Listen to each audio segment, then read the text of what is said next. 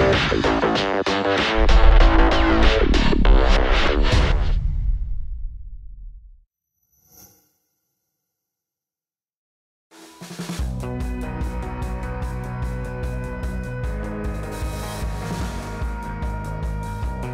think when I was about 12 or 13, I decided like, okay, it seems like I'm better than the other people in my age group and it seems like I'm better than the people next to me, so maybe I should do something more with this.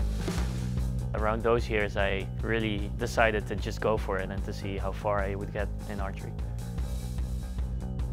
It's difficult to say why I love archery. I think it's the fact that you do everything at that particular moment yourself, so you're not dependent on your teammate or you're not depending on your coach. You can just put your full effort into it and get an immediate result. If I like to do something and I spend a lot of time doing it, I usually get better quite rapidly, but finding something that I want to spend time in is difficult for me.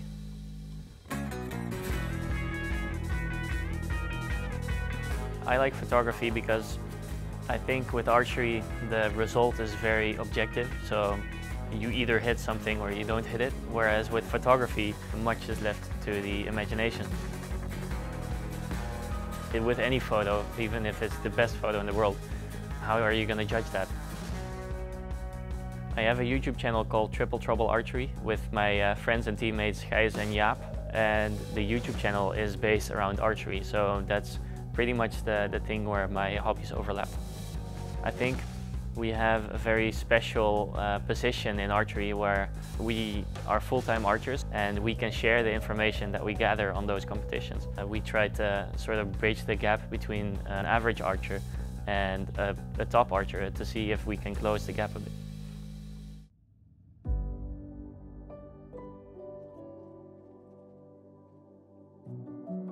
I think most people that know me well will agree with me that in 2014 I was a bit of a brat.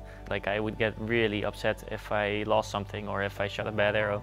Like, I've broken arrows over my leg, and just because I was so mad at the way I was shooting. I feel between the seasons of 2014 and 2015, like in the winter between those years, the mental training I was doing sort of picked up, and I understood better what I was supposed to do and what I wasn't supposed to do. I think that score-wise only improved me a little bit, but on the deciding moments I was more able to put the arrow in the 10 when it mattered. And I think Sjef can do that with his eyes closed. Yeah. Got him open for that 10, and there's the gold medal.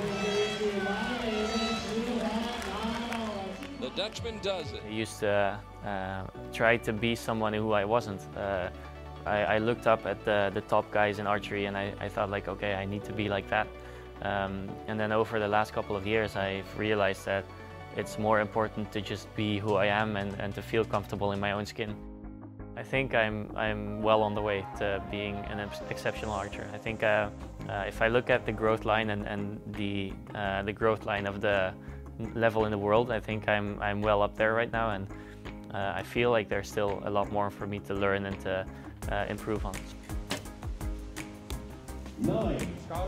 I think for me to become exceptional in archery, I need to become more consistent in my shooting. Sometimes I'll anchor and I feel like the shot's not very good, but in my mind I'm like, okay, I'll fix this. And to be really good at archery, I think you should feel confident about that shot and not think, I can fix this.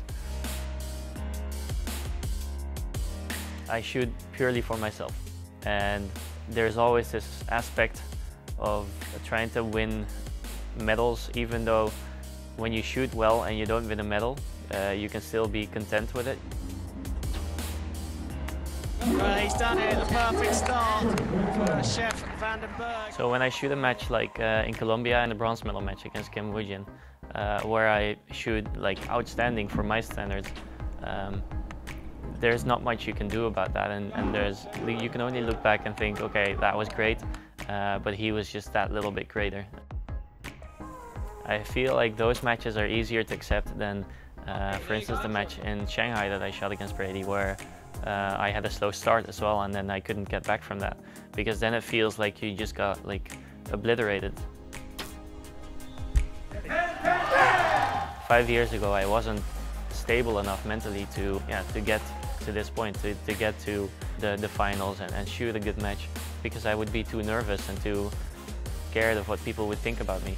Now I'm just trying my best and enjoying the fact that I am shooting so well.